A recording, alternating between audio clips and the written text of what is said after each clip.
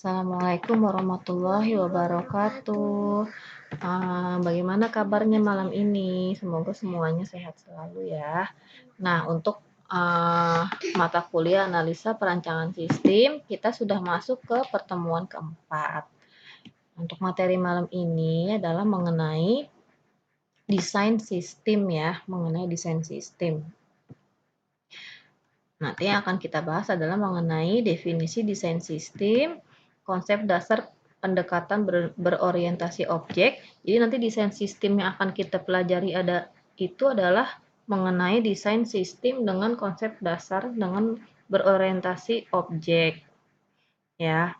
Lalu ada metodologi berorientasi objek, sekilas pendekatan struktur, perbandingan pendekatan objek oriented dan terstruktur. Nah, iya, ada 5 poin yang akan kita pelajari. Nah, kita masuk ke definisi desain sistem. Nah, apa itu desain sistem? Jadi, kegiatan desain sistem atau perancangan sistem di dalam pembangunan perangkat lunak adalah merupakan suatu upaya untuk mengkonstruksi sebuah sistem yang memberikan kepuasan ya untuk si user ya, maksudnya mungkin akan spesifikasi kebutuhan fungsionalnya. Nah, memenuhi target dan memenuhi kebutuhan secara implisit atau eksplisit ya, tersirat atau tersurat dari segi performansi maupun penggunaan sumber dayanya. Nah, kepuasan batasan pada proses desain dari segi biaya, waktu, dan perangkat. Jadi, desain sistem ini atau perancangan sistem itu di dalam pengembangan sistem informasi itu adalah upaya untuk mengkonstruksi suatu sistem informasi yang nantinya akan memberikan hasil yang berupa suatu kepuasan dari sisi spesifikasi kebutuhannya ya, artinya yaitu memenuhi target, memenuhi kebutuhan, memenuhi kepuasan batasannya pada proses desainnya dari segi biaya, waktu, dan perangkatnya. Nah, seperti itu. Dan kualitas perangkat lunak atau kualitas softwarenya itu biasanya dinilai dari segi kepuasan si pengguna perangkat lunak, si usernya ya, terhadap perangkat lunak yang digunakannya. Jadi apabila si usernya yang menggunakan aplikasi atau sistem tersebut dia merasa puas dengan menggunakan sistem informasinya, maka itu menandakan bahwa kualitasnya baik. Nah, sekarang kita masuk ke konsep dasar pendekatan berorientasi objek. Jadi nanti di dalam tahapan desain sistem ini, isinya itu adalah kita akan belajar mengenai konsep dasar untuk melakukan perancangan sistem dengan menggunakan pendekatan berorientasi objek ya, atau object oriented. Nah, semester yang lalu kan Ibu sudah pernah mengajarkan ya kepada kalian pemrograman berorientasi objek ya kan? Ada ciri-cirinya ya. Masih ingat nggak? Ayo. Untuk object oriented programming seperti apa ciri-cirinya? Nah, ini hampir mirip ya untuk perancangan dengan menggunakan pendekatan berorientasi objek juga seperti itu, atau object oriented. Nah, konsep dasarnya apa saja? Nah, pendekatan untuk objek oriented atau berorientasi objek ini adalah suatu teknik atau cara pendekatan di dalam melihat permasalahan dan sistem. Nah, pendekatan objek oriented ini atau berorientasi objek nanti dia akan memandang sistem yang akan dikembangkannya itu sebagai suatu kumpulan objek ya, yang berkorespondensi dengan objek-objek dunia nyata. Jadi nanti untuk pendekatan dengan objek oriented ini akan memandang sistem yang akan nanti dikembangkan itu sebagai suatu kumpulan objek.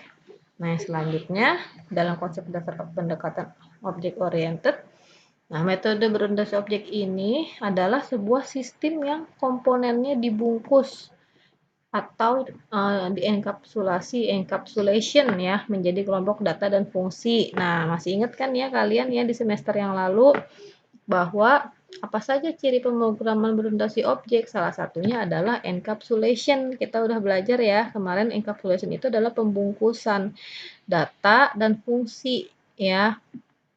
di dalam suatu kelas ya. Jadi metode berorientasi objek, sebuah sistem yang komponennya dibungkus atau encapsulation tadi menjadi kelompok data dan fungsi.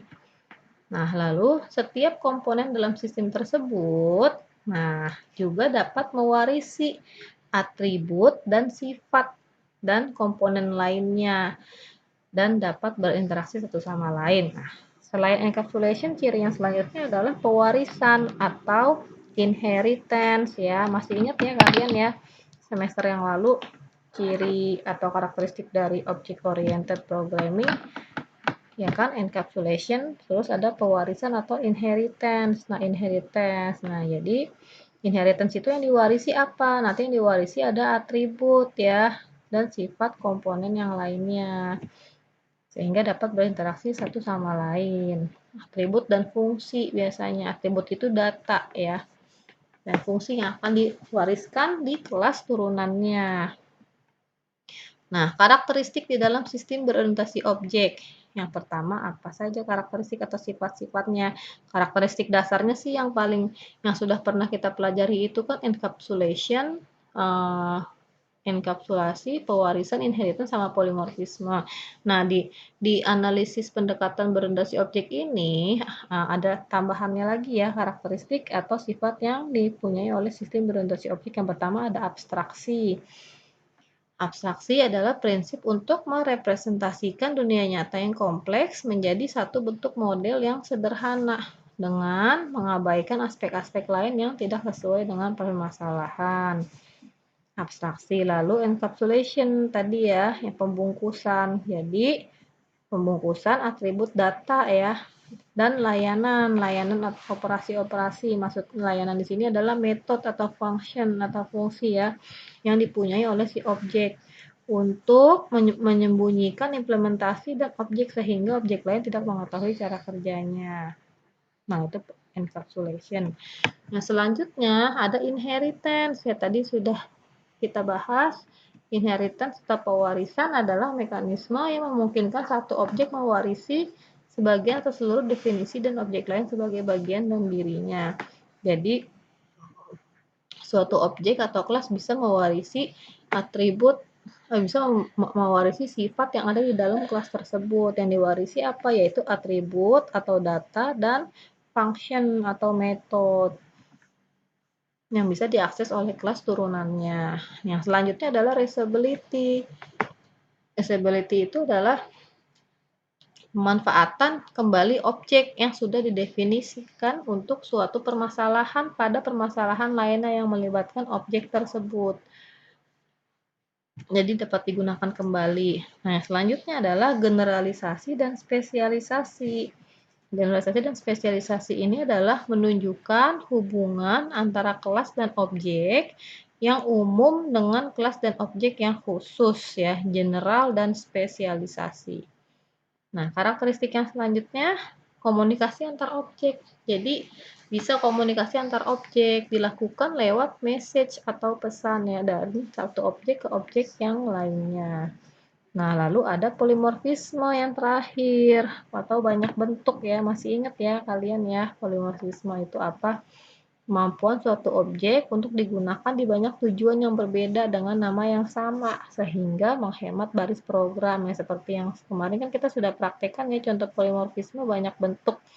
Jadi misalnya ada contoh fungsi ya, nama fungsi atau metode yang sama tapi isinya berbeda atau tujuannya berbeda. Nah, itu polimorfisme. Nah, lalu kita sekarang masuk ke metodologi berorientasi objek. Metodologi berorientasi objek, apakah yang dimaksud dengan metodologi berorientasi objek? Adalah suatu strategi pembangunan perangkat lunak yang mengorganisasikan perangkat lunak sebagai kumpulan objek yang berisi data dan operasi yang diberlakukan terhadapnya. Jadi metodologi berorientasi objek ini strategi pembangunan software ya atau pengembangan sistem informasi ya. Nanti yang di dalamnya itu sebagai sekumpulan objek ya, objeknya itu berisi data dan metode ya, data atau atribut dan metode atau operasi ya. Nah, atau juga merupakan suatu cara bagaimana sistem perangkat lunak dibangun melalui pendekatan objek secara sistematis. Itu juga merupakan metodologi berorientasi objek. Atau juga didasarkan pada penerapan prinsip-prinsip pengelolaan kompleksitas.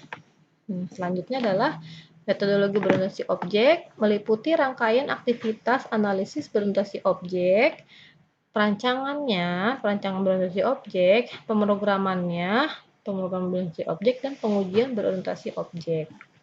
Nah, itu masuk ke dalam metodologinya. Lalu apa saja keuntungan-keuntungannya? Untuk metodologi berorientasi objek, ada beberapa keuntungan nih apabila kita menggunakan metodologi berorientasi objek. Keuntungan yang pertama adalah meningkatkan produktivitas. Kenapa?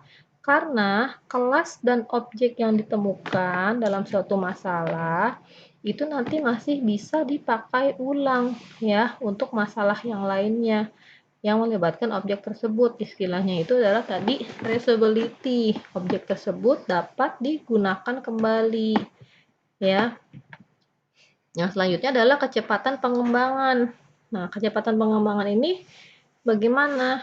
Kecepatan pengembangan karena sistem yang dibangun itu dengan baik dan benar pada saat analisis dan perancangan, maka akan menyebabkan berkurangnya kesalahan pada saat pengkodean. Jadi, pengembangannya menjadi lebih cepat. Lalu kemudahan pemeliharaan karena dengan model objek, pola-pola yang cenderung tetap dan stabil dapat dipisahkan dan pola-pola yang mungkin sering berubah-ubah. Lalu yang selanjutnya adalah adanya konsistensi. Dengan menggunakan metode berorientasi objek ini, keuntungannya adalah adanya konsistensi. Karena apa? Karena adanya sifat inheritance atau pewarisan ya, dan penggunaan notasi yang sama pada saat analisis, perancangan, dan pengkodeannya. Nah, selanjutnya adalah meningkatkan kualitas perangkat lunak ya, kualitas software tersebut karena pendekatan pengembangan lebih dekat dengan dunia nyata dan adanya konsistensi pada saat pengembangannya. Jadi nanti perangkat lunak yang dihasilkan ini akan mampu memenuhi kebutuhan si user ya, serta mempunyai sedikit kesalahan. Nah, sekarang udah tadi mengenai konsep dasarnya, karakteristiknya, dan metodologinya mengenai objek oriented. Sekarang kita masuk ke objek dan kelas. Nah, ini pasti kalian juga sudah paham ya, karena kan kemarin kita sudah belajar ya di mata kuliah pemrograman berorientasi objek dan kelas. Nah, pengertian kelas. Nah, kelas kumpulan dari objek ya. Kelas itu kumpulan dari objek-objek dengan karakteristik yang sama. Nah, sebuah kelas, nah sambil diingat-ingat lagi nih kemarin nih mata kuliah pemrograman berorientasi objek yang sudah kita pernah pelajari ya, kalian sembari mereview lagi merefresh lagi mata kuliah yang semester yang lalu. Jadi sebuah kelas akan mempunyai jadi sebuah kelas itu dia akan mempunyai atribut ya, sifat, atribut, kelakuan itu adalah metode ya, atau operasi atau function, dan hubungan, relationship, dan arti. Nah, di dalam suatu kelas juga bisa diturunkan ya, dan kelas yang lain di mana atribut dan kelas semula dapat diwariskan ke kelas yang baru. Ya, seperti itu.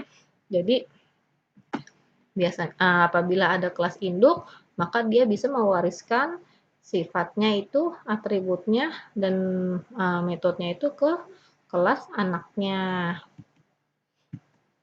Nah, ini ada contoh ilustrasi untuk suatu kelas. Misalkan ini ada kelas nilai mata kuliah, lalu ada kelas elemen. Kelas nilai mata kuliah digunakan di kelas elemen.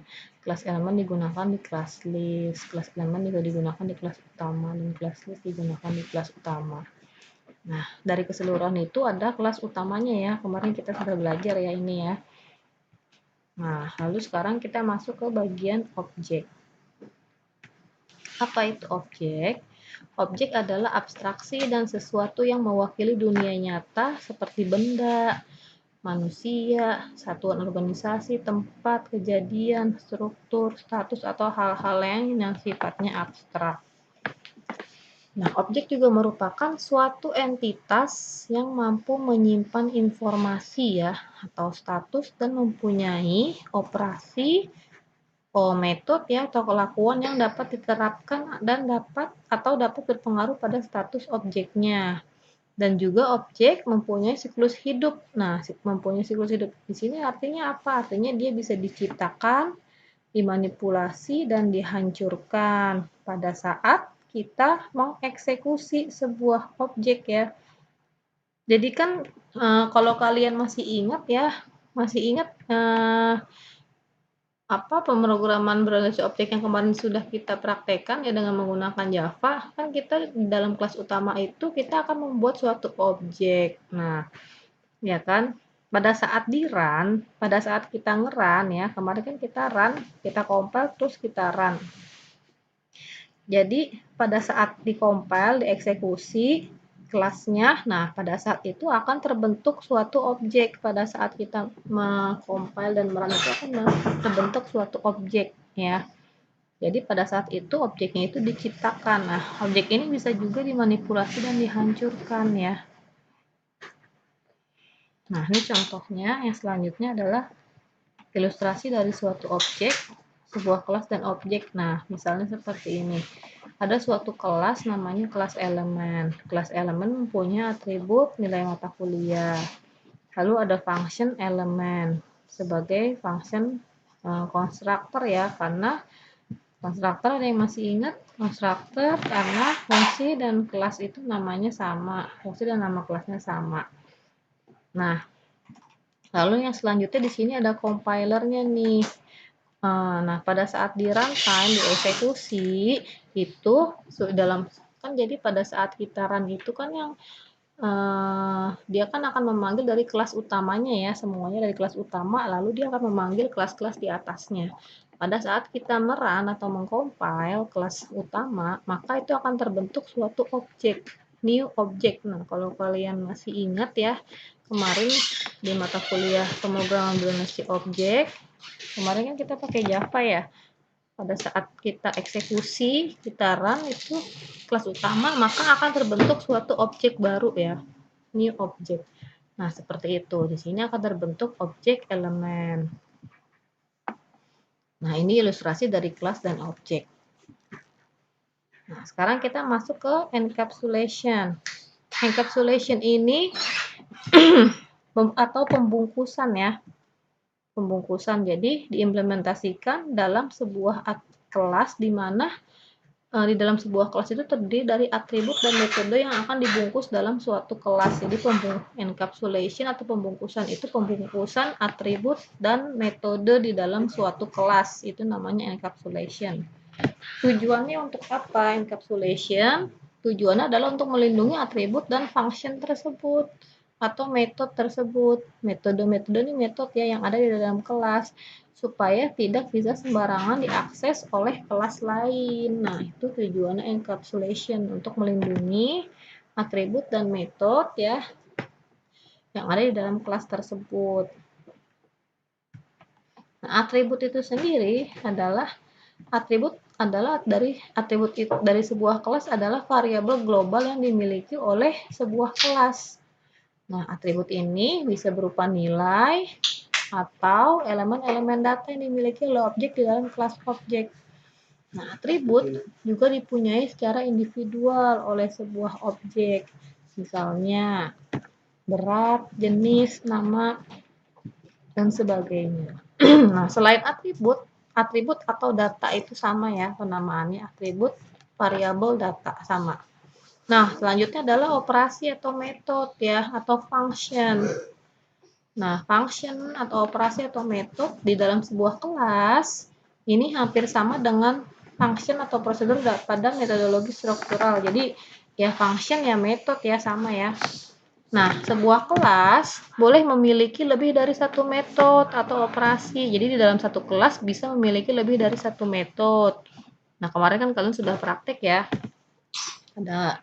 Bisa lebih dari satu metode. Nah, metode atau operasi yang berfungsi untuk memanipulasi objek itu sendiri. Nah, operasi atau metode juga merupakan fungsi atau transformasi yang dapat dilakukan terhadap objek atau dilakukan oleh objek. Nah, metode atau operasi itu bisa berasal dari, yang pertama bisa dari event, dari aktivitas atau aksi, keadaan, dari fungsi atau dari kelakuan dunia nyata. Nah, lalu ada yang namanya package. Nah, package ini adalah sebuah kontainer atau kemasan yang dapat digunakan untuk mengelompokkan kelas-kelas sehingga memungkinkan beberapa kelas yang bernama sama itu disimpan dalam package yang berbeda.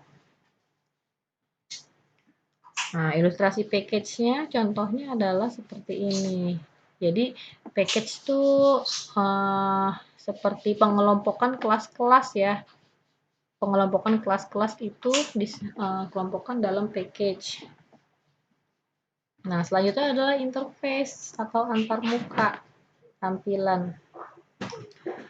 Nah, antarmuka atau interface ini sangat mirip dengan kelas, tapi tanpa atribut kelas dan memiliki metode yang dideklarasikan tanpa isi antarmuka. Nah, deklarasi metode pada sebuah interface dapat diimplementasikan oleh kelas lain. Sebuah kelas dapat mengimplementasikan lebih dari satu interface atau satu antarmuka, di mana kelas ini akan mendeklarasikan metode pada antarmuka yang dibutuhkan oleh kelas itu, sekaligus mendefinisikan isinya pada kode program kelas itu. Nah, selanjutnya, metode pada interface atau antarmuka yang diimplementasikan pada suatu kelas harus sama persis ya dengan yang ada pada antarmuka, dengan interface-nya. Misalnya pada interface atau antarmukanya itu terdapat ada deklarasi metode print animal. Nah, pada kelas yang mengimplementasikan metode itu juga harus ditulis dengan nama yang sama. Lalu metode antarmuka dan interface ini biasanya digunakan agar kelas yang lain tidak mengakses langsung ke suatu kelas. Mengakses antarmukanya. Nah, sekarang di sini ada penjelasan sekilas mengenai pendekatan dengan metode terstruktur.